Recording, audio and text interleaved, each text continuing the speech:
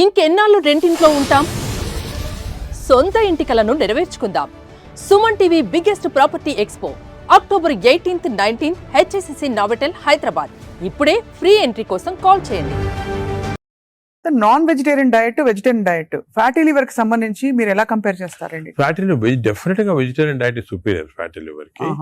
But again vegetarian diet లో if you take carbohydrates అనుకోండి, ఇడ్లీ ఇటువంటి simple carbohydrates they can also produce fatty liver very fast. అదే విధంగా ఇప్పుడు మనము రిచ్ కార్బోహైడ్రేట్స్ రైస్ అనుకోండి, plain white polished rice, that also high carbohydrate which is high glycemic index అంటాం, that also causes fatty liver. Whereas millets చాలా తక్కువ chance of millets producing fatty liver. Non vegetarian లో certain thing, for example fish అనుకోండి, అదే egg అనుకోండి, these are less associated fatty liver to some extent chicken. But red meat again we do against it. So non vegetarian మంచిది కాదు, vegetarian మంచిది కాదు, depends on the item. ఇంకోటి egg లో కూడా పీపుల్ కి రాంగ్ కాన్సెప్ట్, ఎగ్ వైట్ అయితే తింటున్నామండి yoke, అది తప్పదు. ఎందుకంటే ఎగ్ యోక్ లో 2 ఇంపార్టెంట్ కాంపోనెంట్స్ అదే. వన్ ఇస్ కాల్డ్ కోలిన్ అనే సబ్స్టెన్స్. కోలిన్ అనేది ప్రివెంట్స్ ఫ్యాటీ లివర్. ఓహో, కోలిన్. సో దానికే అడ్వైజ్ ఎగ్ యోక్ మంచిది, తప్పుగా అంటే అప్ టు 4 eggs పర్వాలేదు. బియాండ్ 4 eggs అంటే ఎగ్ యోక్ తినకూడదు, అప్ టు 4 eggs తినొచ్చు ఒకటి. రెండోది ఎగ్ యోక్ లో there is substance which protects the muscles. Muscles అంటే మన ఏజ్ అవుతాయి మజిల్స్ వేస్ట్ అయిపోతుంటాయి. సార్కోపీనియా అంటాం. Sarcopenia is not good. మనం exercise helps to muscle building. Sarcopenia రాకూడదు అంటే కొంతవరకు ఎగ్ యోక్ మంచిది చాలా. సో నేను అడ్వైజ్, ఇంకో ఇంపార్టెంట్ అడ్వైజ్ పీపుల్ కి ఏమంటే కైండ్లీ ఓన్లీ ఎగ్ వైట్ అని కాదు, ఎగ్ యోక్ కూడా కనీసం if you're eating 2 eggs, 1 egg with egg yolk తినండి, 1 egg వితౌట్ ఎగ్ యోక్ తినండి. చాలా ఇంపార్టెంట్. ఒక యావరేజ్ 70 కిలోల వ్యక్తి రోజుకి 70 గ్రాముల ప్రోటీన్ తినాలి. కరెక్ట్. అంటే మనకి దాదాపు 1 డజన్ eggs per day. అంటే ప్యూర్ గా ఎగ్స్ మాత్రం. అంటే ఎగ్ తోటి యు గెట్ 10 grams అనుకోండి ఒక ఎగ్ తోటి ప్రోటీన్. సో 2 eggs తింటే 20 grams. 20 grams ఎగ్ ప్రోటీన్ ఇది ఓకే. అదే విధంగా దాల్, లెంటిల్స్, స్ప్రౌట్స్, ఇవన్నీ కూడా బీన్స్, ఇవన్నీ కూడా ప్రోటీన్స్ వస్తాయి వెజిటేరియన్. నాన్ వెజిటేరియన్ లో యావరేజ్ ఒక ఫిష్ అనుకోండి, ఒక పీస్ ఆఫ్ ఫిష్ గానీ ఒక చికెన్ అనుకోండి, దాంట్లో నుంచి వస్తాయి అన్నమాట. యోగర్ట్ కూడా చాలా మంచిది. పాలు మంచిది కాదు, యోగర్ట్ మంచిది. యోగర్ట్ ఆల్సో కంటైన్స్, ఇప్పుడు హై ప్రోటీన్ యోగర్ట్స్ కూడా ఉన్నాయన్నమాట, ఎక్కువ ప్రోటీన్. గ్రీక్ యోగర్ట్ లాగా. The only thing is my advice is processed food మంచిది కాదు. అన్ని దాదాపు అంతే కదా సార్, ఇప్పుడు దొరికేవన్నీ ప్రాసెస్ కాదు. అంటే దొరికేదంటే మీరు ప్రాసెస్ ఫుడ్ అంటే ఆల్రెడీ పార్ట్లీ కుక్డ్ కానీ, లేదా మీరు బయట నుంచి ఆర్డర్ చేస్తారు స్విగ్గీ అవి కానీ, అటువంటి ప్రాసెస్డ్. బట్ మీరు సూపర్ మార్కెట్ కి వెళ్తే you can buy regular food కదా, ప్రాసెస్ ఫుడ్. ఇప్పుడు పన్నీర్ లో కూడా కల్తీ ఉందని చెప్పి ఈ మధ్య స్టడీస్ బయటపడ్డాయి. అంటే paneer is not actually paneer, దానిలో ఏదో కలుపుతున్నారు. అంటే actually anything that is process, మనం హోమ్ మేడ్ ఆర్గానిక్ ఫుడ్ చాలా మంచిది. We're going away from that. తప్పది. సపోజ్ మనం మార్కెట్ కి వెళ్ళి వెజిటబుల్స్ కొన్నాం, ఇది కొన్నాం, ఎగ్స్ కొన్నాం, ఇంట్లో చేసుకోవచ్చు కదా. ఆ సేమ్ థింగ్ మీ ప్యాకేజ్ దాంట్లో తీసుకున్నాం అనుకోండి, ప్యాక్డ్ ఫుడ్ లో ఈ నూడిల్స్ కానీ, వర్స్ట్ నూడిల్స్ దాంట్లో కార్బ్స్ ఎక్కువ ఉంటాయి, ప్రాసెస్డ్. ఈ ప్రాసెస్ ఫుడ్ లో ఏమంటే అల్ట్రా ప్రాసెస్డ్ అంటాం. Now in western countries they are called ultra process people. అంటే ఉట్టి అదే తింటారు మన అల్ట్రా. ఎప్పుడు అంటే ఇంట్లో కుక్ చేసుకోరు చాలా మంది, ఇంట్లో కుక్ చేసుకోరు. సో అల్ట్రా ప్రాసెస్ ఫుడ్ వల్ల ఏమొస్తుందంటే, in addition to that high carbs, high sodium ఎక్కువ ఉంటుంది అల్ట్రా ప్రాసెస్ ఫుడ్ లో. సో బీపీ అది. Second important thing ultra preservatives, అదే విధంగా కలరింగ్ ఏజెంట్స్, ఇవన్నీ ఉంటాయి. దీని వల్ల ఏమవుతుందంటే ఫుడ్ టేస్ట్ బాగుంటుంది చాలా. It contains this tasty thing. ఈ టేస్ట్ వల్ల once you tend to eat more, number 1. Number 2, ఈ ప్రాసెస్ ఫుడ్ వల్ల గట్ మైక్రోబయామ్ అన్ని చెడిపోయి బ్యాడ్ మైక్రోబయామ్ వచ్చి అది లివర్ కి ఎఫెక్ట్ అవుతుంది. ఈ మైక్రోబయామ్, ఇంకో విషయం, microbiome produces alcohol in the intestines. Bad microbiome మనం డ్రింక్ చేయాల్సిన అవసరం లేదు. ఈ బ్యాడ్ మైక్రోబయామ్ మనం కాన్స్టెంట్ గా ఆల్కహాల్ ప్రొడ్యూస్ చేసి ఆ ఆల్కహాల్ డైరెక్ట్ గా లివర్ కి వెళ్ళిపోతుంది. మనం డ్రింక్ చేయకుండా మనకి ఆల్కహాలిక్ లివర్ డిసీజ్. దాని ఎఫెక్ట్ మనకేం తెలియదు కానీ డైరెక్ట్ గా ఇంటెస్టైన్ నుంచి లివర్ కి వెళ్ళిపోతుంది. లివర్ ని స్మాల్ క్వాంటిటీ 10 ml వచ్చినా కూడా లివర్ డ్యామేజ్ అవుతా ఉంటుంది కదా. ఈ ప్రాసెస్ ఫుడ్ వల్ల అది ప్రాబ్లం. సో ప్రాసెస్ ఫుడ్స్ అయితే ఇంకా కామన్ గా అసలు ఐఎమ్ టోటలీ అగైన్స్. ఇన్ఫాక్ట్ మనం పిల్లలకి అన్ఫార్చునేట్లీ అలవాటు అయిపోతుంది. కుకీస్, నూడిల్స్, బర్గర్స్, ఇవన్నీ కూడా అలవాటు అయిపోయి, చిప్స్ ఆల్సో వెరీ బ్యాడ్. ఇంత అడ్వర్టైజ్మెంట్స్ చూస్తుంటాం. చిల్డ్రన్ కి అలవాటు అయిపోయి మేము దానికి చిల్డ్రన్ లో we're now seeing very incidence of fatty liver disease. పిల్లల్లో 20-30%, 40% డెఫినెట్ చిల్డ్రన్ లో ఫ్యాటీ లివర్ డిసీజ్ వస్తుంది. అక్కడి నుంచే స్టార్ట్ అయిపోతా ఉంది. It is going to become more and more danger. సొసైటీకి స్కూల్స్ లో కూడా అవేర్నెస్ ప్రోగ్రామ్స్ పెట్టాలి. స్కూల్స్ ఎగ్జాక్ట్లీ మీరు చెప్పినట్టు నేను I'm making a plea, government కానీ స్కూల్స్ లో అవేర్నెస్. మనకి అంతా కూడా మన food habits has to come from school stage. Schools లోనే వీళ్ళకి ఈ టీచింగ్ పెడితే children are very intelligent, they will observe what we say. వాళ్ళకి చెప్పండి ఇది మంచిది కాదు. బట్ స్కూల్ క్యాంటీనే, స్కూల్ పక్కన ఉన్నదే ఫాస్ట్ ఫుడ్స్ అమ్ముతా ఉంటే ఇంకా అదేం చేస్తాం వాళ్ళు natural. So that is wrong. We should ban fast foods in schools and school surroundings compulsory. This is the most dangerous thing. మనకి ఎపిడమిక్ అయిపోతుంది. We're not realising it's going to become very dangerous. చిన్నప్పటి నుంచే మనం healthy eating habits inculcate చేయాలి. చాలా important. Sir ఒకసారి gut health బాగా దెబ్బతినేసింది ఫర్ వేరియస్ రీజన్స్, బయట తిని లేకపోతే స్ట్రెస్ఫుల్ హ్యాబిట్స్ వల్ల, దాన్ని కరెక్ట్ చేయాలంటే ఎక్కడి నుంచి స్టార్ట్ చేయాలి? మనం ఇప్పుడు suppose somebody even 60 years 70 years లో కూడా మనం గట్ హెల్త్ రిస్టోర్ చేసుకోవచ్చు. ఎలా రిస్టోర్ చేయాలి సార్? ఏం చేయాలి? అదే ఫస్ట్ ఏమో food, it has to be organic food correct గా. అంటే నేను ఏమంటే ఈ ఫాస్ట్ ఫుడ్స్, ప్రాసెస్ ఫుడ్స్ అన్ని ఆపే సింపుల్ ఫుడ్ మన ఇంట్లో, for example millets, fresh vegetables, దాని తర్వాత certain types of fruits. Fruits లో కూడా బెర్రీస్ అనుకోండి, 3 B's అని ఉన్నాయమ్మా. బెర్రీస్ ఒకటి, వెజిటేరియన్ లో బ్రోకలీ ఒకటి, బీట్రూట్ ఒకటి. 3 B's are very important. Berries daily ఒక కప్ ఆఫ్ బెర్రీస్ తింటే that itself will restore health. Great sir. Blueberry, berries, broccoli, beetroot, 3 B's అంటాం. ఆ 3 B's are very good food habits లో. Yoghurt, మంచి yoghurt తింటాం, healthy yoghurt తింటాము. దాని తర్వాత నట్స్ లో కూడా అన్ని నట్స్ మంచిది కాదు. అది నట్స్ లో బెస్ట్ ఈజ్ వాల్నట్స్.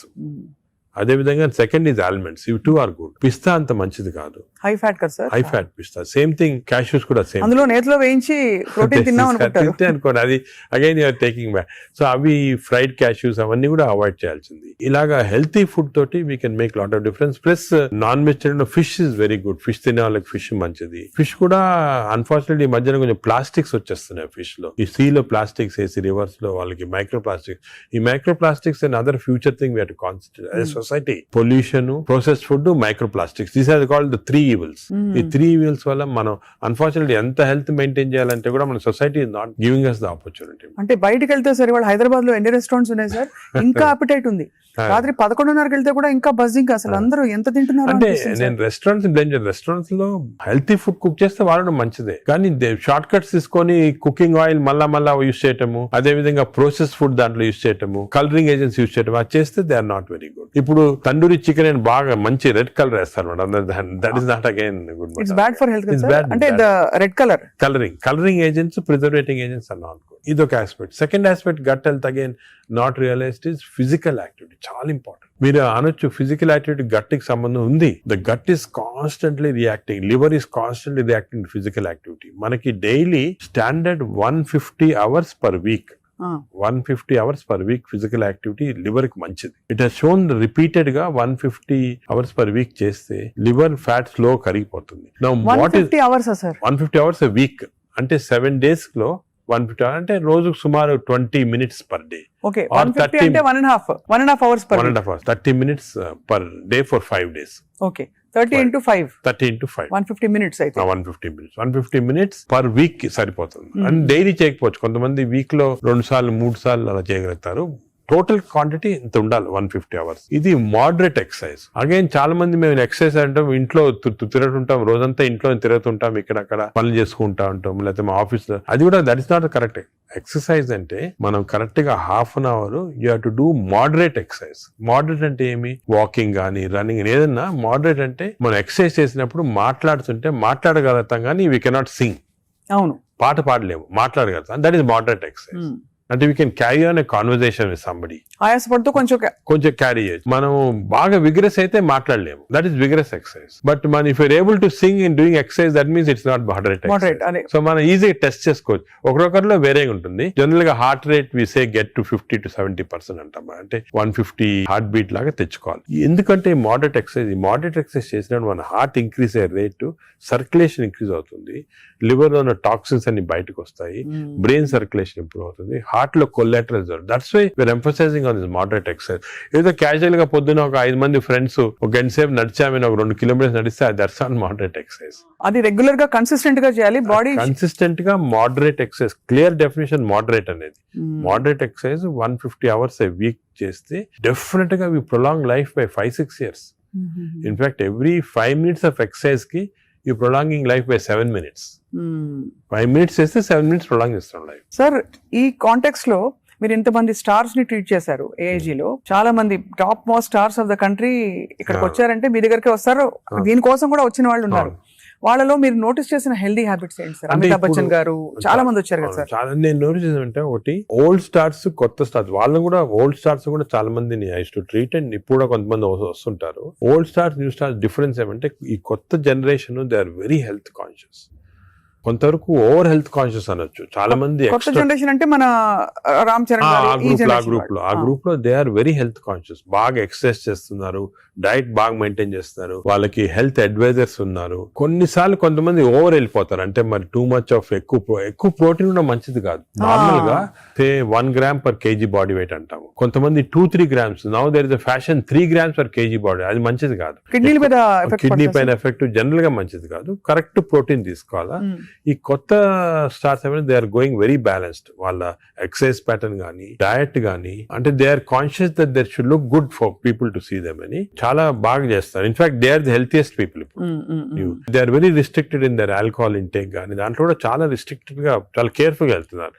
పూర్వకాలం అంత ఉండేది కాదు, కొంతమంది ఎక్స్ట్రీమ్స్ కి వెళ్ళిపోయేవాళ్ళు ఇంట్లో, అండ్ వాళ్ళు పెద్ద ఎక్సర్సైజ్ అది ఉండేది కాదంతా. బట్ ఇప్పుడైతే డెఫినెట్ చేంజ్ ఉంది. The present generation of stars are very health conscious. They are maintaining, almost అందరూ అదే అనుకోవచ్చు, దే ఆర్ మెయింటైనింగ్. అది లేకపోతే they won't stay long in the industry. Sir external supplements, vitamin supplements అన్ని అవి observe అవుతాయా? External supplement లో చాలా కాంట్రవర్సీస్ ఉన్నాయి. కొన్ని మంచి సప్లిమెంట్స్, కొన్ని కాంట్రవర్షియల్ సప్లిమెంట్స్, కానీ హార్మ్ఫుల్ సప్లిమెంట్స్ అనేది తీసుకోకూడదు. చాలా వరకు ఈ supplements, for example B complex అనుకోండి, vitamin D to some extent people తీసుకున్నారు, దానివల్ల హార్మ్ లేదు కానీ కొంతవరకు బెనిఫిట్ ఉండొచ్చు. ఫర్ ఎగ్జాంపుల్ ఇయర్లీ మీరు 3 times a year ఒక 2 months వైటమిన్ D తీసుకున్నారు అనుకోండి, సండే అలాగా, దట్ ఇస్ ఓకే. ఎందుకంటే మన అందరిలో వైటమిన్ డిఫిషియన్సీ ఉంటుంది. అదే B12 ఫోలిక్ యాసిడ్, ఈ రెండు కూడా డిఫిషియన్సీ, ఎస్పెషల్లీ వెజిటేరియన్ లో B12 ఫోలిక్ యాసిడ్ రెండు డిఫిషియన్సీ ఉంటుంది. అది తీసుకున్నా హార్మ్ ఏం లేదు. ఒకవేళ అది ఎక్సెస్ అయినా కూడా యూరిన్ లో పాస్ అయిపోతుంది. కొన్ని లిటిల్ కాంట్రవర్షియల్ అంటే NADH అని ఉంటుంది అన్నమాట, అది చాలా మంది తీసుకుంటున్నారు ఈ మధ్యన. ఏంటి సార్ అది? NADH అని టాబ్లెట్, మజిల్ కి మంచిది, మైటోకాండ్రియాకి మంచిదని. అది రిసర్చ్ లో కాంట్రవర్షియస్ ఉన్నాయి. కొంతమంది ఏమో మంచిది మజిల్ బిల్డ్ చేయడానికి, కొన్ని ఏమో మంచిది కాదంటారు. అటువంటి వి డోంట్ రికమెండ్ డెఫినెట్లీ.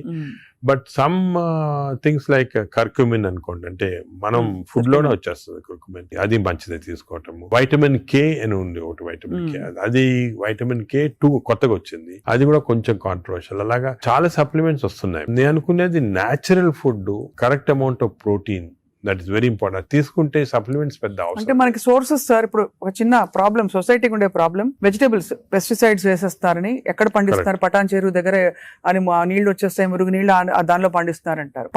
పాల పదార్థాలు, ఆవులకి యాంటీబయాటిక్స్ ఇంజెక్షన్స్ ఇచ్చేస్తారు, అది మనకు వచ్చేస్తున్నాయి అంటాం. కోళ్లు, ఎగ్స్ కూడా సేమ్ థింగ్, న్యాచురల్గా కేజ్ ఫ్రీ, అదే ఫ్రీ బర్డ్స్ అని, అదొక ప్రాబ్లమ్. ఇంకా పోతే ఇంకా మిగతావన్నీ మనకు తెలిసినవే. ఫ్రూట్స్ సేమ్ థింగ్, కార్బైడ్ పెట్టి పండిస్తున్నారు. సో మనిషి వెతుక్కుంటున్నాడు సార్ ఏం తినాలి, ఎలా తింటే బెస్ట్, నేను ఇంకా కొంచెం ఆరోగ్యంగా ఎక్కువ కాలం బతకచ్చు. అంటే మీరు చెప్పింది చాలా కరెక్ట్. ఇది ఒక పెద్ద టాపిక్, సెపరేట్ టాపిక్, ఈ రోజు మనం డిస్కస్ చేస్తాం అంతా. హౌ టు మనకి సొసైటీలో అన్ఫార్చునేట్లీ ఇప్పుడు ఎస్పెషల్లీ సిటీస్ లో, ఈ ఊర్లలో అంత ఎక్కువ లేదు, సిటీస్ లో ఎక్కువ ప్రాబ్లం ఏమంటే ఈ contamination of food of various types, eggs నిచ్చి, మిల్క్ నిచ్చి, వెజిటబుల్స్ నిచ్చి, అన్ని దాంట్లో ఇట్స్ కమింగ్. సో ఎలాగ ఐడెంటిఫై చేసి how to go to organic. ఇప్పుడు ఆర్గానిక్ అనేది అందరికి అడ్వైస్ చేసాం, చాలా కష్టం, కాస్ట్ ఫ్యాక్టర్ ఒకటి, and agriculture can't sustain by just organic without this thing. అదే విధంగా మిల్క్ అనుకోండి, మిల్క్ లో మన ఫీడ్స్ లో మనకి మిల్క్ కి ఫీడ్స్ ఇస్తారు కదా, ఆవులకు ఫీడ్స్ వచ్చిన దాంట్లో ఆఫ్లోటాక్సిన్ అనే టాక్సిన్ కూడా వస్తా ఉంది. ఆ టాక్సిన్ వల్ల కొన్ని డ్యామేజ్ వస్తాయి. ఎగ్స్ కూడా కేజ్డ్ బర్డ్స్ గానీ, సో ఇవన్నీ కూడా మనకి డెఫినెట్లీ దెర్ ఈస్ కన్సర్న్. కొంతవరకు those who can afford it, organic food గానీ, ఇంట్లో గార్డెన్ చేసుకోవడం, గార్డెన్ ఫుడ్ తీసుకోవటం గానీ, అలాగే విధంగా పౌల్ట్రీ కూడా అలా చేయటం గానీ. ఫిష్ లో కూడా there is a ways of seeing that you don't get in to. ఈ ఫిష్ లో చెప్పేది micro plastics the problem. Fish అంటే of course oils to some extent మనం వీ కెన్ టేక్ పాలిఅన్సాచురేటెడ్ తీసుకోవచ్చు. అదే విధంగా యోగర్ట్ కూడా కేర్ తీసుకొని చేయొచ్చు. సో ఇది డెఫినెట్ గా ప్రాబ్లమ్. మిడిల్ క్లాస్ పర్సన్ కి ఇప్పుడు హై క్లాస్ ఫుడ్ దొరకాలంటే నాట్ ఈజీ, చాలా కష్టము. మనం as a society we should start thinking how to do it, how as we can అని నేను దీని గురించి చాలా ఆలోచిస్తుంటాను. ఒకసారి మనం డిస్కషన్ కూడా పెట్టుకుంటాను. తప్పకుండా sir, that be wonderful sir.